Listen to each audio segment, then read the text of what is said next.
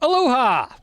Welcome to Inglorious Bards. My name is Jeremy. I'm going to take you through a recap of the first 20 episodes ish. So let's start at the beginning.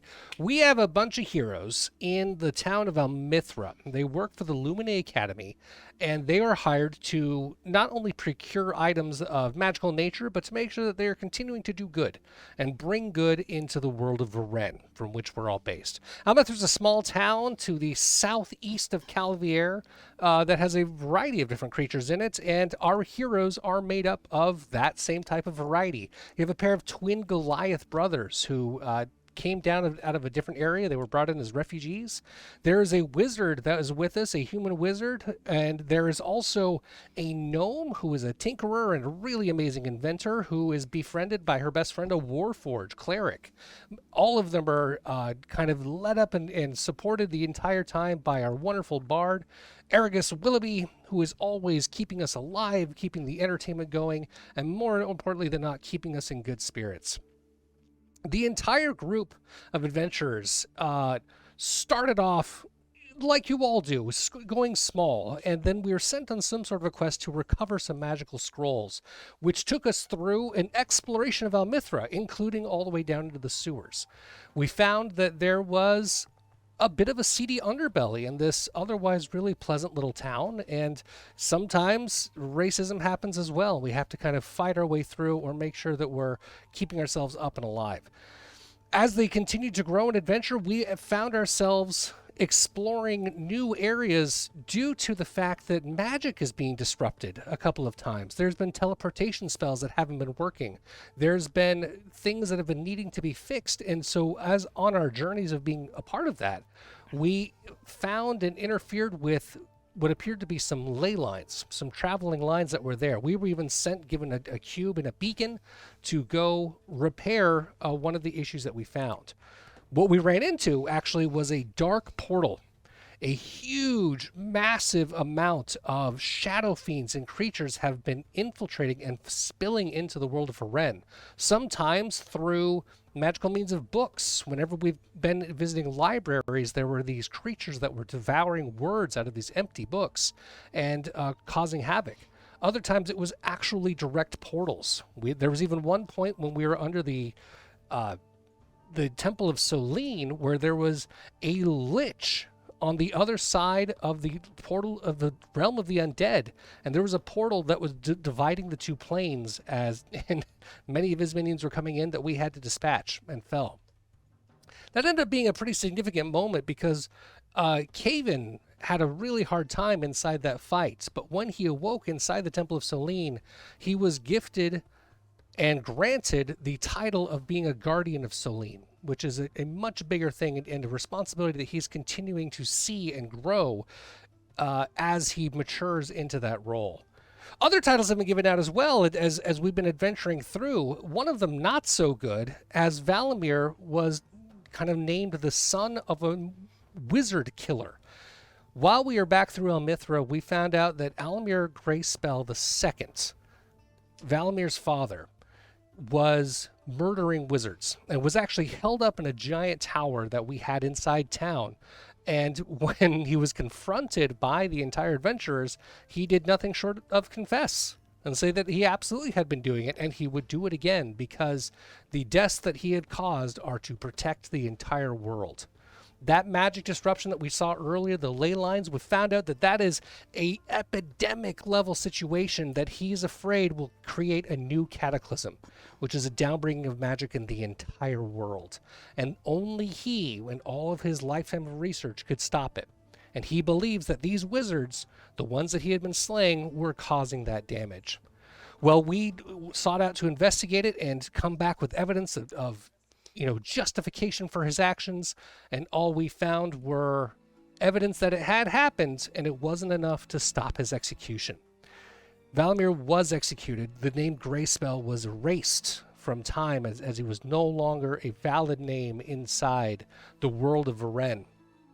But that left us almost a little aimless about where we were going to go next and what we were going to do.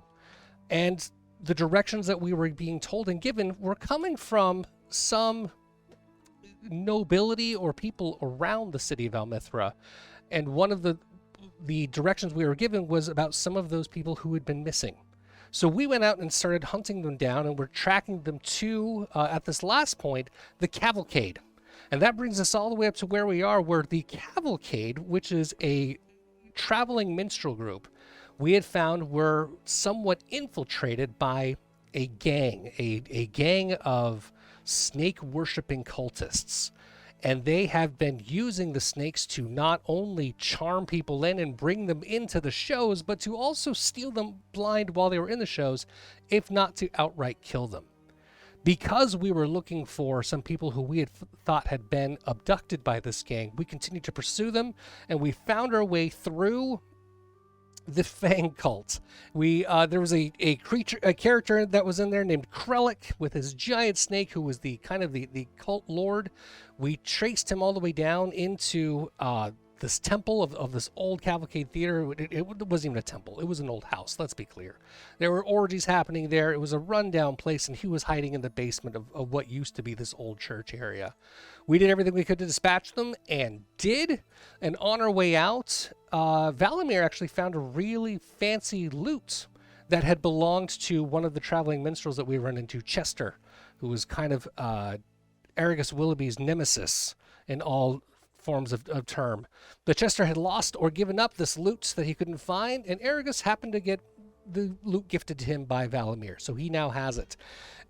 In addition, as we started working our way through, we found out that there was all sorts of other things that were out there, but support that we were gaining from others, because not only the notoriety from the amount of political conversation that happened because Valimir Greyspell had his execution stayed a couple of times because of our disruption in the process, but also there was a lot of involvement back and forth.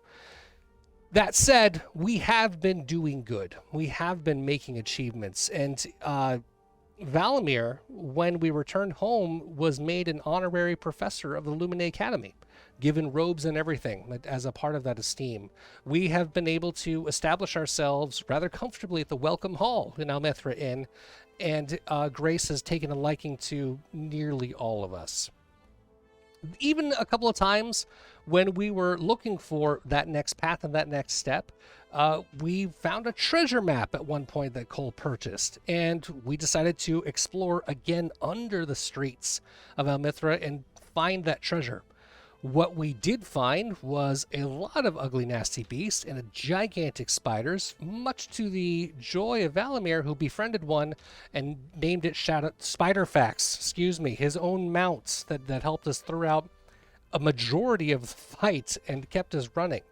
What he also found way deep under the city would happen to be a Chloran power cylinder, which, much to the delight of Fiona, who wasn't there for a good chunk of the fight when she saw that prize, has been working on making some tinkering objects with it from there. One thing that should be mentioned in our travels back and forth is that we encountered what was called the Queen's Cabal, who had attuning rods that they were also, according to them, in the purchase of finding these issues with ley lines and working to repair them. They had given one of these tuning rods to Valimir, which he lost to Fiona for a while, but got it back. But there is a whole moment that, while we were exploring deep under the dungeons, that Aragus realized that he's never actually heard of a Queen's Cabal, and that they didn't seem like they fit in with the history of any knowledge that anyone had had before. So that was something that was worth exploring, and so the entire group, once we dispatched all the spiders, walked away with a hefty amount of treasure, started to also pursue to the next steps. The next morning, or thereabouts, there was a visit from the Messenger of Pain. She seemed to come in almost a dreamlike state and certainly stopped time in the process, and was able to visit Valimir and Aragus and nearly everyone else in the party in a dreamlike temporal state. It's definitely warning Valimir to stop the practices that he was doing and threatening his own demise. Ghasts appeared, seemingly at the behest of the Messenger of Pain, and they started to attack. Based on some research that happened later on at the Lumine Academy, we discovered that they were not only certainly undead, but also very likely attached to or associated with the wizard Zexa, who has his own land, has been isolated down at the south end of Aren for decades at this point. So rather than pursuing Zexam, this very, very powerful wizard, the concentration of fixing magic in the world really became the mantle that Valamir took on and brought the rest of the heroes along with. So that is where Valamir is starting to go and really starting to concentrate on what we could do with the magic, but we don't have a direction on exactly where that next step is. You know who does have a direction, though? Fiona. She was given a message from her own father in the form of a clockwork owl that was sent to her, reminding her of a new competition that's been happening in her city of, I've heard it 100 times today, Ganderlock. Ganderlock, where she's from, this giant competition is happening for tinkerers, for inventors. And so the team decided to start heading in that direction. But first, let's take a stop at Canterbury. Let's find out a little bit more about the Queen's Cabal. Let's see what we can find for the information that goes there.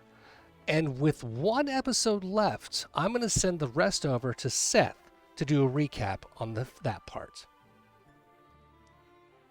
So, the heroes, minus Cole, head to Canterbury. On the way, they get sidetracked by a call for help out in the forest, and they find a little pixie in a cage.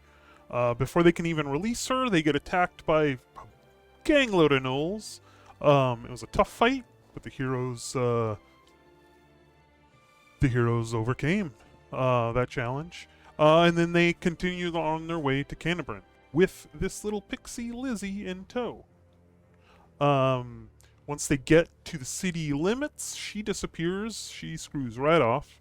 The heroes pay their way to take a ferry into the city. Once they get into the city, Vessel and Caven go off to the church to check in there, but also to see what's going on in this. This is a fantastic city. Canterbury's like the biggest, most productive city in all of Ren. So they go to the church. They get cozy with the head priest there, get a little bit of information.